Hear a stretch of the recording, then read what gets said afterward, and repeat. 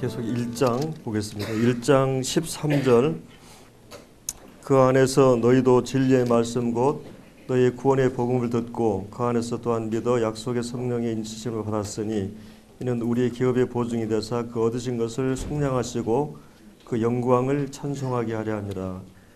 자, 이제 세 번째는 뭐예요? 성령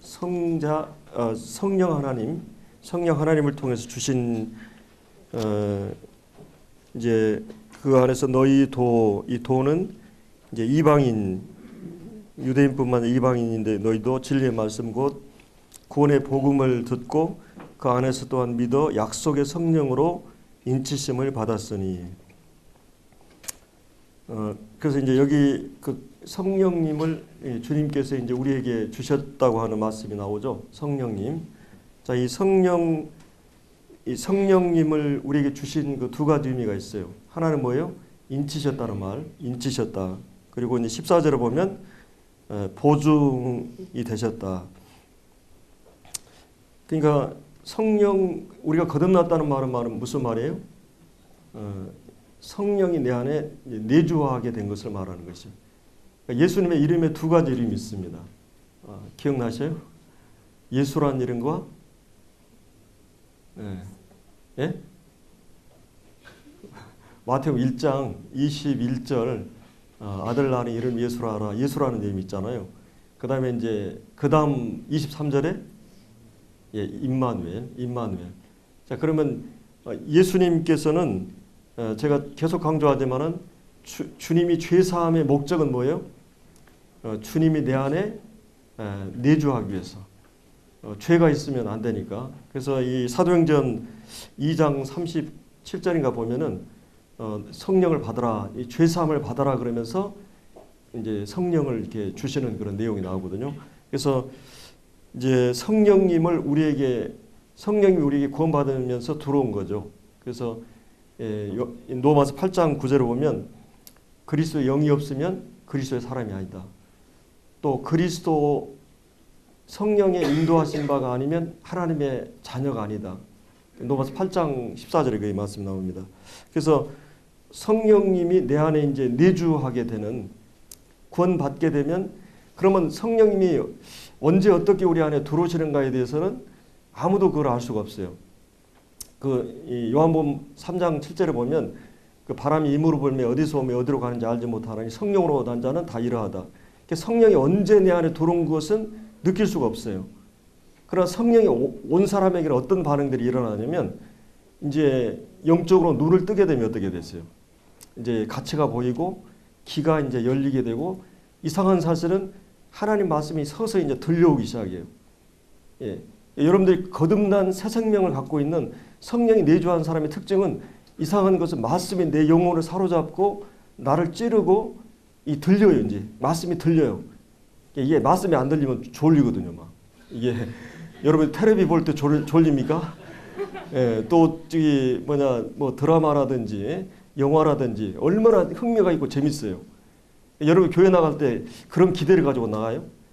음식점에 갈 때 이게 맛있는 음식 얼마나 기대를 하고 이 보는 즐거움, 먹는 즐거움 이게. 근데 여러분들 영적으로 교회 나갈 때 야 오늘 텔레비 보듯이 드라마 보듯이 야 오늘 그 예배 시간이 말씀 시간이 금방 지나가서 드라마는 왜 그렇게 시간이 빨리 가요?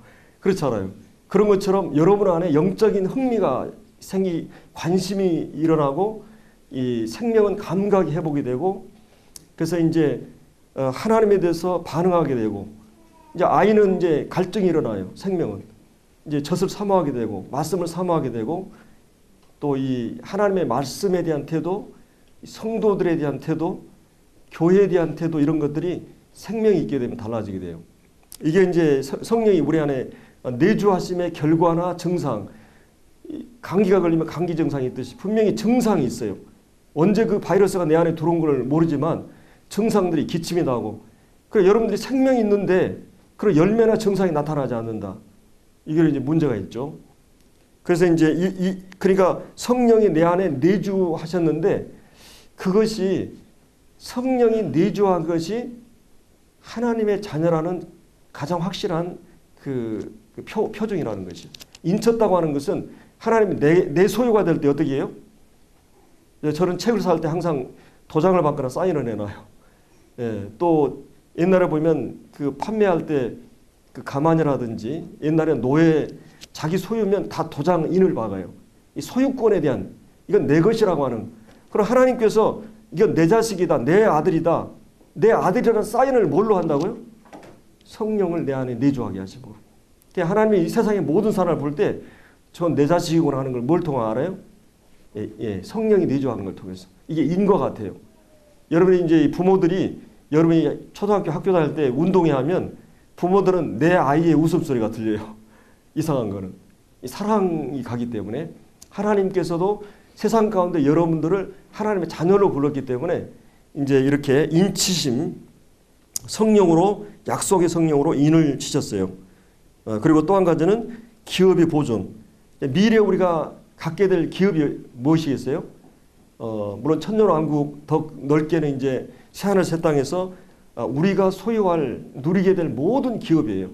그 기업의 그 모든 기업이 확실하게 그 여러분들이 이제 그 전세라든지 어떤 그 아파트를 사게 되면 뭐 처음에 계약금하고 중도금 이렇게 있잖아요.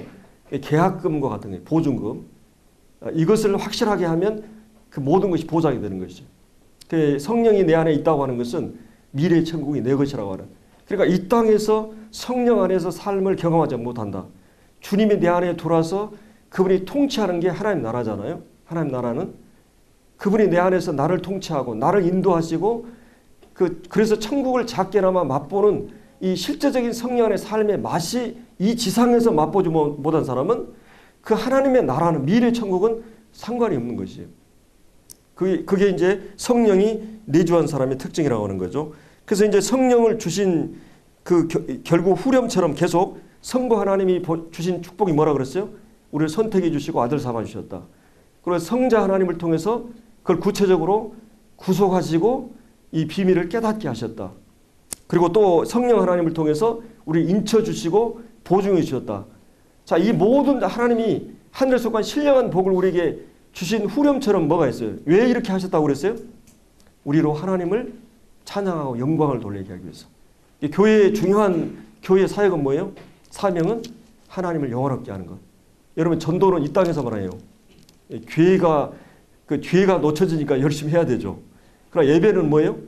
영원히 하게 되는 것이죠. 계시록에 하늘에 그 물을 딱 뚜껑을 열어보니까 하나님의 보좌 앞에서 어마어마한 천사들과 24장로들 교회가 하나님 앞에 예배드리는 관계에 나와요. 그래서 여러분들이 이제 또 그 얘기하면 그 지루하지 않을까 이런 생각을 할 수 있는데 여러분이 가장 세상에서 빠른 것이 뭔지 아세요? 뭐라고 생각하세요? 로켓이요? 가장 빠른 것이 그 마음이라고 그래요. 그래서 여러분들이 그 부산을 가려면 뭐 고속버스 기차로 가기도 하고 비행기도 가기도 하는데 사랑하는 사람과 함께 가는 게 가장 그 시간이 그러니까 내가 누군가 어려운 사람하고 있으면 어때요? 그냥 그 짧은 시간이 왜 이렇게 긴지 그렇죠? 그러나 정말 여러분들이 그 사랑하는 사람과 함께 있는 시간은 왜 그렇게 빨리 가는지 사랑의 상대성이라고 그러죠. 사랑하는 주님과 함께하는 시간은 우리가 지루감이나 이런 게 없어요. 우리의 작은 경험에는 그러지만 그 영광스러운 창조의 세계, 그 사랑의 세계, 그게 천국입니다. 그렇기 때문에 이제 이 영광이 찬송이 되게 합니다. 계속 나가겠습니다. 15절. 자, 사도 바울이 이제 두 번째로 에베소 1장에 찬송이 나오고 교회 사역에 중요한 건 기도죠. 기도. 이로 말미암아. 그러면 이로 말미암아는 어떤 얘기예요? 3절부터 14절까지 나왔던 하늘 속한 신령한 복을 받은 그것을 근거로 하여서 이로 말미암아 하나님 아버지의 선택과 또 아들 되시고 구속하시고 계시 그다음에 이런 성령의 인침과 보증 이런 모든 복을 받은 이것을 이로 말미암아 주 예수 안에서 너희 믿음. 그러니까 가장 기독교에서 오해되고 곡해된 부분이 이 단어가 믿음이라는 단어예요. 뭐 기도라는 단어 모든 것이 잘못되면 될 수 있는데 여기서 그러면 믿음은 어떤 믿음이에요? 믿음에서 가장 중요한 핵심이 뭐겠어요? 예, 대상. 예, 아주 예, 초점을 잘 맞췄어요. 예, 믿음에서 가장 중요한 것은 내가 믿습니다. 하여가 속에서 짜내가지고 뭐 신념하고 다르죠. 이게 신념이란 단어하고 믿어지는 것하고 달라요. 내가 예를 들어서 일본을 건너가는데 그 이제 배가 있어요. 한 배는 1톤짜리 배예요. 또 한 배는 10만 톤짜리 배예요. 자, 그러면 이 배를 보고 그 이제 일본을 건너가는데 어떤 그 배가 더 믿음이 가요? 야, 이게 바람이 불어도 뭐 어떤 것도 흔들리지 않고 그 내 신념이에요? 아니면 이 대상이에요? 여러분들이 믿음을 가졌다고 했을 때는 내가 믿는 그 대상인가 아니면 내가 지금은 내가 믿어야 되겠다 하는 단순한 결심이나 의지만이 아니라는 것이에요. 오늘날 샤머니즘적인 것이 기독교회로 돌아가지고 믿습니다. 안 믿으니까 막 믿습니다 하는데 믿음이라고 하는 것은 주님이 어떤 분인가? 여러분 날마다 주님을 만나고 있잖아요. 내가 예를 들어서 A라는 형제, B라는 형제, C라는 형제가 있는데 A라는 형제는 약속을 철저하게 지키는 형제예요. B라는 정도는 50%. 그리고 C라는 형제는 밥 먹듯이 약속을 어겨요. 자, 그러면 여러분 어떤 사람 믿음이 가요? 여러분 그것은 어떻게 그 사람에 대한 그 믿음을 갖게 됐어요?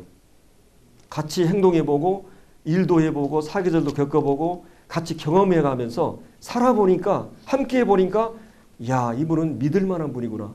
그럼 여러분 지금까지 주님 섬기면서 하나님은 어떤 분이었어요?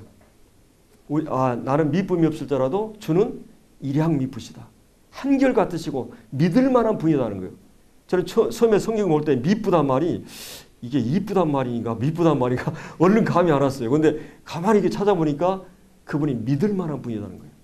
그분이 신실한 분이에요. 약속에 있어서 신실해요. 구약의 그 수없이 많은 약속을 아들 안에 다 예로 응답하셨어요. 하나님은 믿을 만한 분이다. 그러니까 여러분이 지금까지 살아오면서 하나님은 정말 믿을 만한 분이다. 그러니까 여기서 얘기하는 믿음은 하나님께 주 예수 그리스도 안에 나타낸 그 믿음은 뭐라 그랬어요?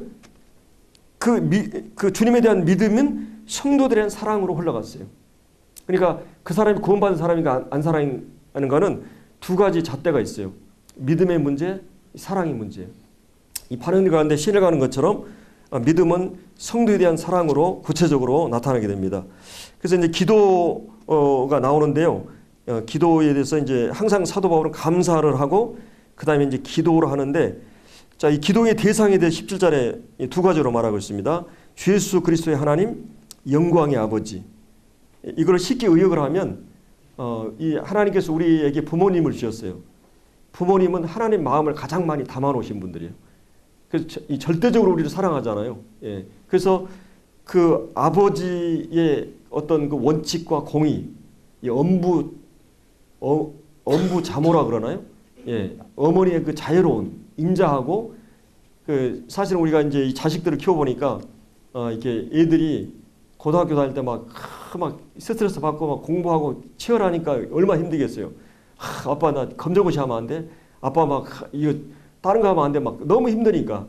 근데 계속 엄마는 걔들을 깨우고 시간이 되면 밥 다 차려놓고 근데 얘들이 일어나가지고 엄마가 밥 다 차려놓고 다 깨우고 했는데 시간이 늦으면 밥도 안 먹고 뛰어가 버리잖아요. 그리고 막 방귀 낀 놈이 큰 소리 친다고 그냥 막 성질은 다 부리고 그리고 근데 그런 모든 우리의 연약을 품고 안고 기다리고 그래서 여러분이 된 거예요. 여러분 그냥 여러분이 된 게 아니에요. 부모라고 하는 그 울타리, 부모라고 하는 그 사랑의 용광로에서 여러분들이 오늘 여러분이 된 것이에요. 그러면 하나님께서도 이제 하나님 아버지 안에도 이 두 가지 주 예수 그리스도를 보낸 그 하나님, 예수님의 생애를 보세요. 하나님이 어떤 분인가 여러분 알기 위해서는 예수님의 공생애를 보면 아, 예수님이 이런 분이었구나. 하나님은 이런 분이었구나. 이 불쌍한 사람들에 대해서 이 병든 자들에 대해서 한 사람도 그냥 지나가지 않고 민망히 여시고 다 치료해 주시고 이 세리나 죄인들에 대해서 하나님이 어떤 분인가, 하나님의 사랑이 어떤 분인가를 이 예수님을 보면 알아요. 근데 그 예수 그리스도의 하나님, 예수 그리스도를 보내신 그 하나님, 그 하나님, 그리고 영광의 아버지, 아무도 함부로 범접할 수 없는 그 절대적인 하나님. 그러니까 하나님 앞에 가가지고 어떻게 됐어요? 사람들이. 진짜 하나님이 잠깐 영광을 잠깐 드러냈을 때 사람들이 어떻게 됐어요? 구약의 이사야라든지 구약의 이 베드로라든지 그다음에 이 변화산상이라 그리고 이제 바울 담에색 다 막 실명을 하고 엎드려 죽은 자 같이 돼요. 사도 요한도 그렇고. 하나님의 영광 앞에 누가 서겠어요? 하나님이 자신의 영광을 진짜 드러내면 여러분은 어떻게 된 줄 아세요? 근데 우리가 그 영광을 볼 수 있도록 우리를 이 몸을 변화시켜야 돼요. 그러니까 우리가 그 영광을 받을 수 없기 때문에 하나님이 그 영광을 가리우는 몸을 입으시고 오셔야 됐어요. 예수님 몸을 입으셔야만 그 영광을 가리울 수 있었어요. 근데 우리가 이제 그 영광 앞에 갈 때는 우리의 몸이 변화되어서 그 영광에 적합한 몸으로 이제 영화로운 몸이 되는 것이요. 그래서 그 영광 앞에 서게 돼. 그 하나님의 영광을 바라고 즐거워하는 영광을 바라고 있는 자인데 그 영광의 아버지. 그래서 여기서 이제 사도 바울이 그럼 에베소 성도를 위해서 기도하는 그 기도의 내용이 무엇이었어요? 여기 보면 17절에 하나님을 뭐라 그랬어요? 알게 해달라고. 자, 여러분 하나님을 아십니까? 여러분 하나님을 얼마나 아십니까? 이 교회가 성도들이 이 부분이 확실하게 되면 우리가 가지고 있는 모든 고통과 스트레스나 모든 것이 자유로울 수 있어요. 대부분의 모든 고통이나 아픔은 문제는 하나님을 아는 문제예요. 현실적으로 뭐 어려움이 있고 막 고난이 있고 뒤틀리고 막 꼬이고 모든 어떤 어려움 속에서도 내가 하나님이 내 배후에 있다. 하나님에 대한 신실함을 안다면 사실은 그게 크게 문제가 안 돼요. 근데 우리의 모든 문제는 우리가 하나님을 모르는 문제예요. 실제적으로 하나님이 어떤 분인가 몰라요. 하나님 많이 오해하기도 해요. 내가 당장 어떤 문제가 꼬이고 풀리지 않으면 금방 또 우리 속에서 막 그냥 이 잡초가 일어나듯이 본능적으로 막 하나님에 대해 시비를 걸고 원망하고 불평하고 이스라엘 백성들처럼. 근데 우리가 정말 하나님을 알게 되면 그렇지 않아요. 이제 신앙에 무르익고 오래되다 보면 하나님은 정말 이 아픔의 시간 속에서 우리보다 더 아파하면서 우리를 만들기 위해서 그렇게 하셨구나. 그래서 시편 119편 보면 하나님 우리를 괴롭게 하시니 뭐라 그랬어요? 그게 성실하신 때문이다. 내게 무관심하거나 내가 믿거나 막 그래서가 아니라 우리에 대한 관심 때문에 사랑 때문에 우리를 더 잘되게 하기 위해서. 그러니까 여러분들이 어려움을 당할 때 하나님이 나에게 사랑을 표시하는구나 이렇게 해석할 수 있는 능력이 된다면 여러분 신앙이 굉장히 이제 성숙해 가는 것이죠. 그렇기 때문에 자 하나님을 아는 문제, 하나님을 안다고 하는 것은 무슨 말인가? 헬라어로 아는 분은 기노스코란 말이 있죠. 에이도란 말이 있고 하나님을 관념적으로 정보적으로 아는 것. 그러나 저를 가장 잘 알기 위해서는 어떻게 해야 되겠어요? 저를 알고 싶으면 여러분이 아마 얼굴만 보고 알았어요. 처음에는. 이렇게 말씀하는 거 보니까 저 형제님이 어떤 분인 거를 조금 알아가요. 그렇죠? 여러분 질문을 하면 속에 있는 게 막 나오잖아요. 여러분 사진 한 장 보고 저 사람이 국회의원인데 어떤 사람이 알 수 있어요? 하나님 하나님 딱 보여줘가 알아요? 그래서 하나님은 계시라는 말씀이라는 인격이라는 계시라는 수단을 통해서 하나님 자신을 드러내기 원하셨어요. 그래서 말씀 보지 않으면 말씀을 경험하지 않으면 하나님 몰라요. 여러분 저를 알기 위해서는 저희 아내를 통해서 알아요. 예, 제 아내는 저의 적나라한 모든 걸 알아요. 제 아내는 경험으로 알아요. 여러분 제 아내를 얼굴로 알지만 그러나 저는 경험으로 알아요. 여러분 하나님 안다고 하는 말은 하나님을 경험 속에서 알았는 얘기예요. 말씀을 씨름하고 순종하고 타협하지 않고 이것 때문에 왕따당하고 이런 모든 어려움 속에서 하나님을 실제적으로 경험해가고 하나님 이런 분이야. 하나님 죄에 대해서 민감하신 분이야. 하나님이 정말 긍휼이 풍성하신 분이야. 내가 이렇게 못난 짓을 반복하고 습관처럼 잘못하는 일을 계속해도 여전히 참으시고 기다리시는 하나님이에요. 그런 하나님에 대해서 여러분들이 실제적으로 이제 경험 속에서 알아가니까 믿음이 자라고 이제 하나님을 신뢰하게 되고 믿어지게 되고 그래서 이제 이런 하나님을 알게 해달라고 기도하고 있어요. 자, 그러면 하나님은 어떻게 알 수 있어요? 예, 거기 이제 우리가 이제 성경을 잘 봐야 돼요. 제가 이 교환을 전부 다 질문으로 만들어 놨어요. 왜 그렇겠어요? 저도 이제 이 성경 공부를 하다가 제가 이 에베소 강의를 이 성도라고 이제 한 8년 전에 이렇게 한 50강 정도로 했어요. 제가 이거를 이제 8시간으로 이렇게 요약을 하니까 제 힘이 들어요. 근데 한 30권의 주석이나 강의를 참고했어요. 그리고 그 가운데는 경건하고 훌륭한 뭐 개혁주의 노선이나 우리 세대주의 노선 훌륭한 분들의 책을 다 섭렵해가지고 우리 모임에 있는 훌륭한 역사의 아이언사이드 에페 브루스라든지 또 우리 햇불지에 나오는 두 분 있죠. 맥도날드 이런 여러분들의 책을 다 이렇게 섭렵을 했어요. 근데 그러면서도 이 말씀을 정확하게 이 말씀 공부의 특별한 방법 하나가 제가 여러분 가운데 한 분이 있었는데 말씀을 질문을 가지고 계속 묵상하는 거예요. 그래서 제가 여러분들이 질문 만들어 놓은 거 계속 묵상하면 그걸 여러분이 백지에다 계속 써봐요. 이게 뭐 어떤 의미가 있는가. 국어 사전도 찾아보고 이러면서 그러면 여러분들이 성경의 깊이가 달라져가요. 하나님 말씀이 젖어들고 하나님 말씀을 읽는 것뿐만 아니라 중요한 것은 이 말씀 묵상해야 돼요.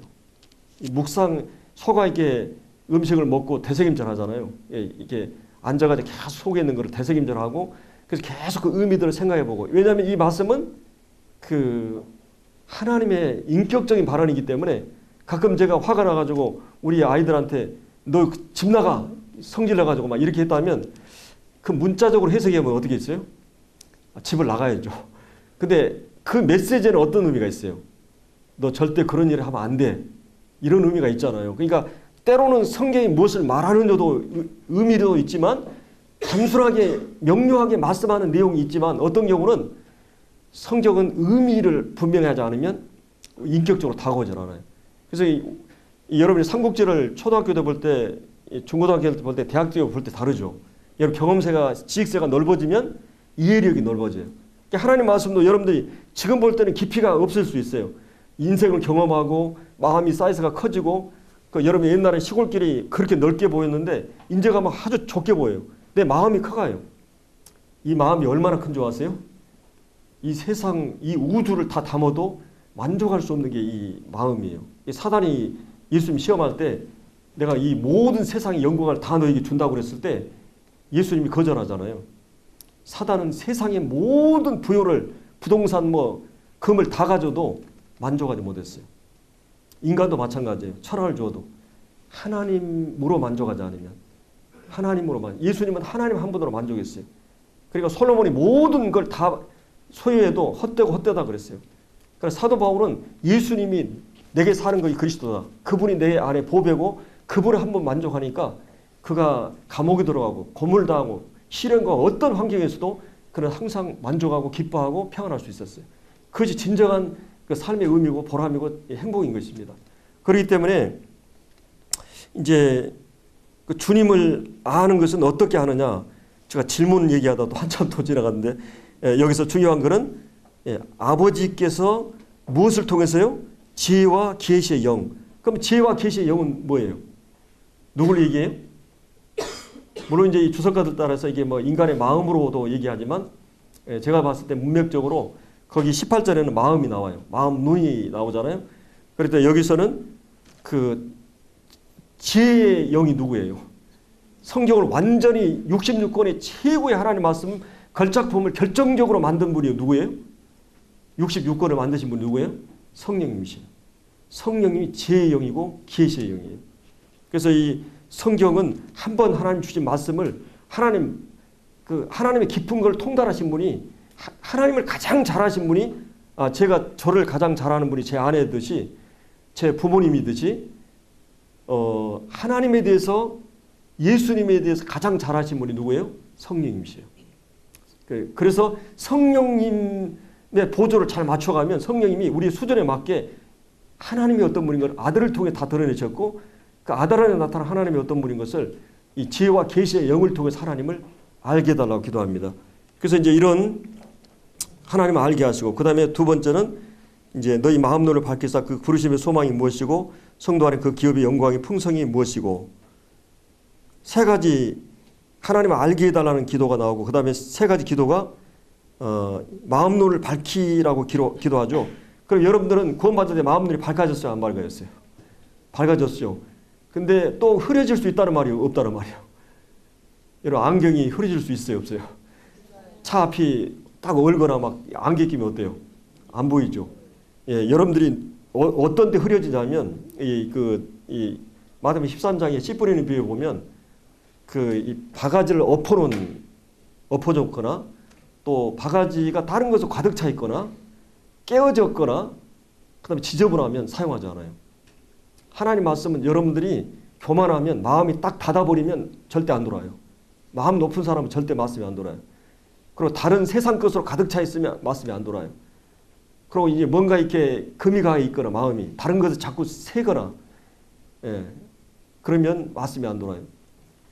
근데 이제 그 마음 눈이 밝아지면 이제 가치가 보입니다.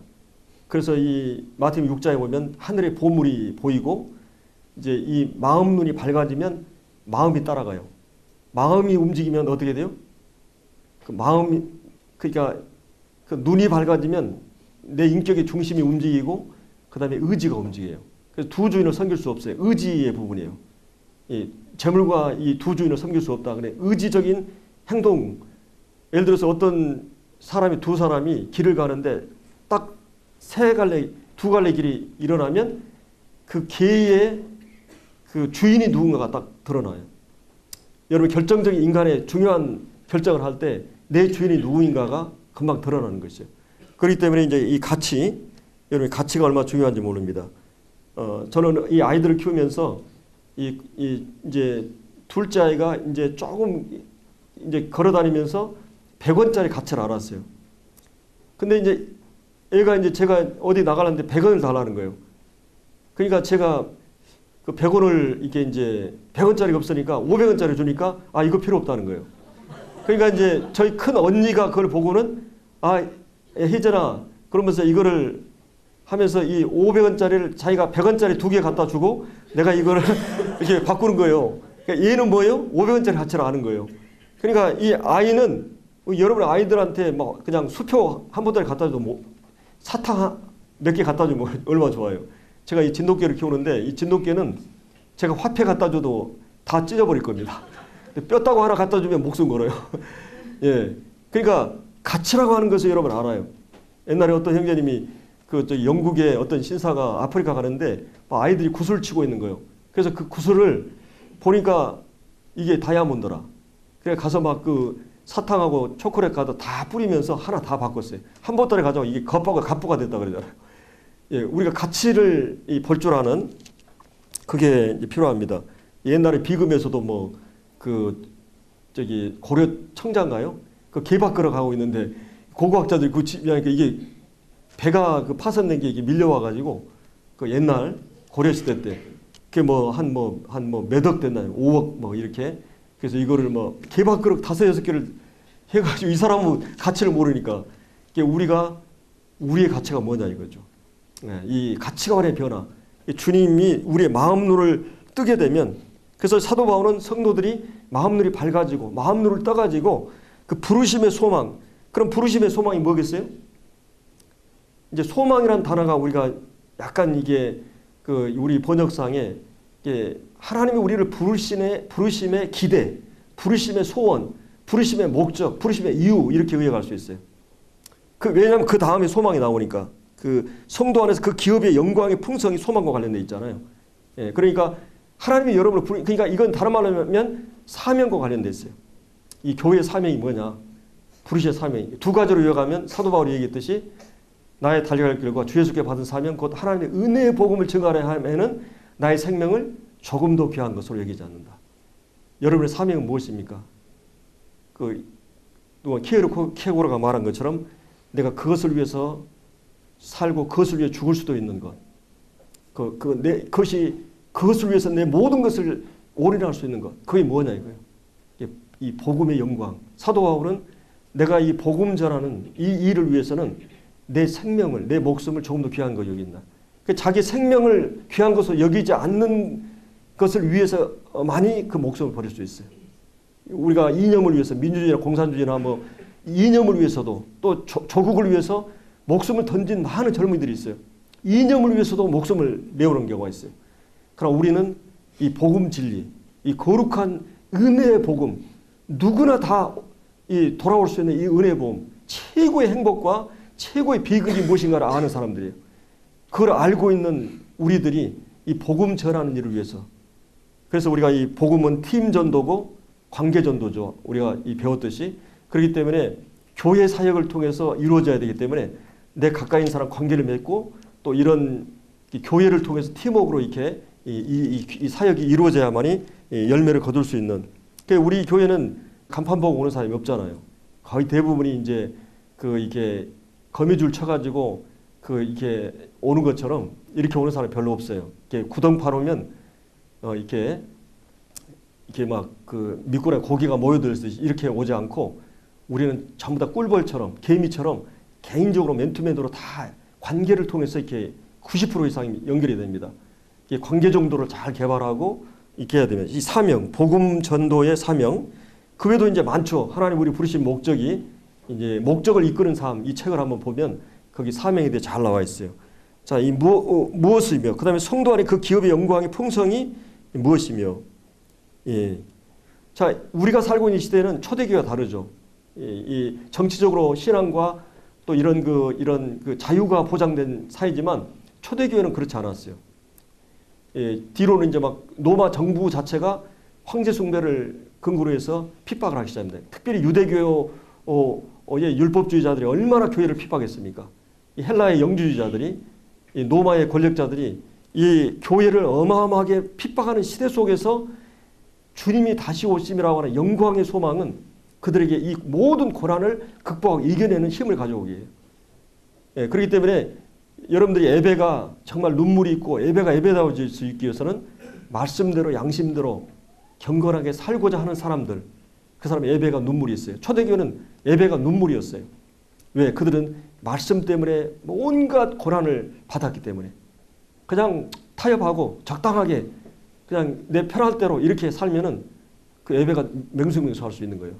그렇기 때문에 여기 이제 그 기업의 영광의 풍성을 그 이 소망에 관한 부분도 우리가 이 한 구절만 가도 성경 전체에 종말론 전체를 다룰 수 있어요.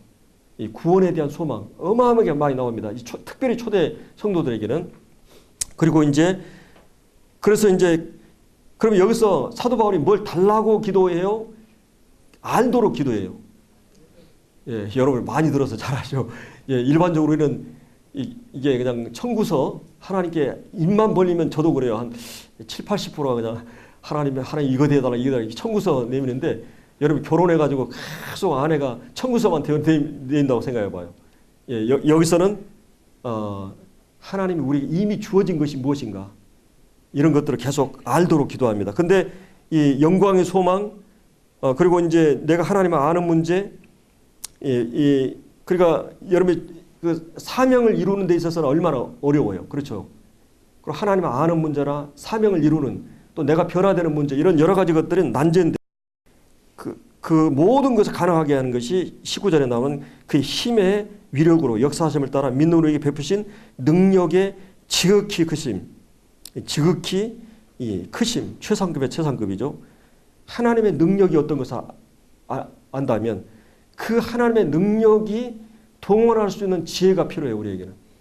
사실은 이제 가끔 우리가 그 골목을 지나가다가 우리 아이들이 뭐 선배들이 있고 그러면 형들이 있고 그러면 어때요? 꼼짝을 못 하잖아요. 근데 아빠하고 같이 가면 어때요? 힘주고 가죠. 그리고 막 어떤 때는 막 가서 바로 뻥 차기도 해요. 누구 믿고요? 예, 아빠 믿고. 다윗이 그 골리앗 앞에서 어떻게 보면 세 발이 피잖아요.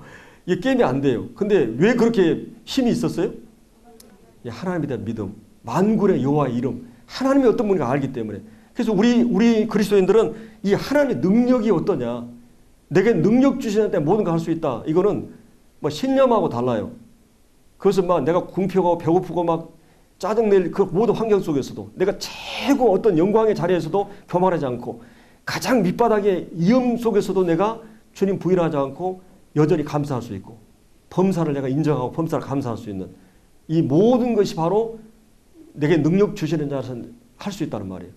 그래서 여기서 이 사도 바울이 이 어마어마한 능력, 이 태양의 에너지, 전기의 에너지 이게 딱 끌어봐요.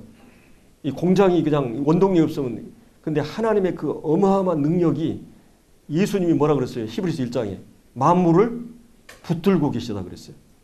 여러분의 생명이 지금 여러분의 뭐 실력 때문에 자율신경이 90% 아마 이상이 자율신경일 거예요. 이 몸에.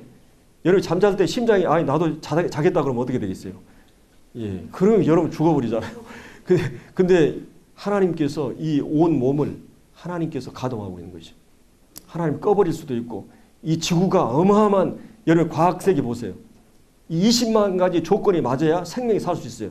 지구에. 근데 이 모든 조건을 우리에게 허락하신 분이 하나님이에요. 이 하나님의 은혜 속에 우리는 살아가는데 이런 하나님의 능력 안에서 우리가 살아가고 있어요. 보호받고 피로를 공급받고 이런 하나님의 능력이 무엇인 것을 깨닫도록 기도하고 있는 것입니다. 자, 그 능력이 어디에 역사했습니까? 그 능력이 이 창조의 능력보다 더한 능력은 부활의 능력이에요. 그렇죠?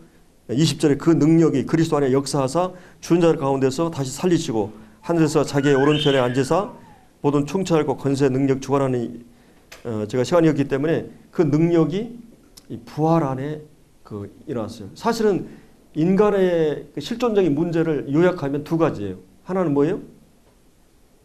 죽음이 없다면 여러분 뭐가 고민이에요? 그렇잖아요. 시간이 있는데 죽음만 없다면. 근데 이제 사실은 죽음은 그럼 무엇으로부터 왔어요? 죄로부터 왔어요. 인간의 문제는 죄 문제고 죽음의 문제예요. 사단은 이 두 가지를 가지고 인간을 끌고 가는데 기독교의 핵심 복음의 내용은 뭐예요? 죄 문제가 해결되고 주님 죽으시고 십자가에 주님 부활하심으로 말미암아 죽음의 문제가 극복되는 죄 문제, 죽음 문제, 인간의 가장 실존적인 문제는 바로 그 문제예요. 내가 죄 문제를 해결할 수 있느냐. 근데 복음 안에 그것이 있어요. 이 죄 문제가 해결되는. 근데 예수님께서 이 부활의 능력을 하나님의 이 능력이 그리스도 안에서 역사하사 죽은 자 가운데서 그것을 살리시고 하나님의 오른편에 앉으셨다. 이제 그 내각 책임제처럼 영국이나 일본처럼 하나님이 실권자신데 이제 아들에게 모든 하늘의 땅과 모든 권세를 위임하시고 인간을 몸을 육체를 입으시기로 작정하시고 영원히 우리와 같이 육체를 입으셔요. 예수님은. 그 사역을 완성하심으로써 그분이 높이셨어요. 근데 그 권세를 이제 대통령이 당선되면 모든 권한이 주어지잖아요. 그 예수님의 모든 권자가 예수님 앉으시고 그 통치자 권세 능력 주관하는 이게 모든 천사들의 세계죠. 영계의 모든 그 세상뿐만 아니라 이 세상뿐 아니라 오는 세상 일컫는 모든 이름에 뛰어나게 하시고 그를 만물 위에 그 발 아래 복종하게 하시고 그를 만물 위에 교회의 머리로 삼으셨다. 그래서 교회는 그의 몸이니 만물의 만물을 충만케 하시는 충만이니라. 사실은 하늘에서 모든 신령한 복을 받은 이 교회를 위해서 기도하고 결론이 뭐로 나와요? 교회 진리로. 이 2장도 교회 진리로 나옵니다. 3장도 그렇고 그리고 4장부터는 이제 교회 진리가 본격적으로 나오는 걸 볼 수 있는데 여기 이제 사실은 이제 우리가 이제 이 머리와 몸의 관계에 대한 이 교회 진리를 할 말이 많은데 시간이 지금 부족해 가지고 안 될 것 같아요. 그래서 그 다음 이제 2장에서 이 복음이 우리 가운데서 예수님을 살려낸 그 부활의 능력이 거듭난 그 허물과 죄로 죽어있던 우리 안에서 어떻게 역사하는가를 설명해 가요. 그래서 이 2장 1절에 허물과 죄로 뭐라 그랬어요? 죽었던 너희를 예수님을 부활하게 한 그 능력이 동원된 거예요. 그러니까 여러분들이 거듭난 것은 어마어마한 능력이 역사하심의 결과라는 것입니다. 이 믿는 우리에게 믿는 우리 안에서 베풀어진 그 능력이 즉이 크심이 어떤 것을 알도록.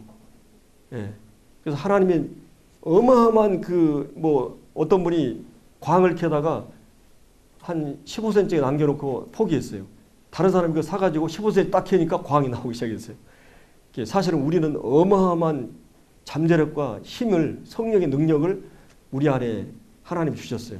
그래서 우리는 이제 이런 그 능력을 가지고 성화의 문제라든지 죄를 극복하는 문제 모든 문제들이 이 교회는 가능한 조건들을 갖고 출발하게 되는 것입니다. 여기까지 하고 우리 다음 시작하겠습니다. 잠깐 기도드리죠. 아버지 하나님 참 교회를 향한 기도, 바울이 에베소 교회를 신실하게 목회하고 개척했던 이 교회, 그가 감옥에서 이 교회를 위해서 무엇을 기도했는가, 또 우리가 섬기는 이 지역교회를 위해서 우리가 무엇을 기도해야 할까. 정말 이 교회가 하나님을 알고 또 부르심의 소망, 소원이 무엇이고 또 그 기업의 영광이 풍성이 무엇이고 믿는 우리의 베푸신 능력이 지극히 크심이 어떤 것을 우리가 늘 깨닫고 알 수 있게 해주셔서 우리에게 부딪혀오는 모든 시험과 도전 앞에 우리가 우리의 이 말씀의 약속들을 근거로 해서 믿음으로 헤쳐나갈 수 있도록 저들이 이끌어 주시길 원합니다. 주신 말씀들 감사하고 귀하신 예수님의 이름으로 기도드리옵나이다. 아멘.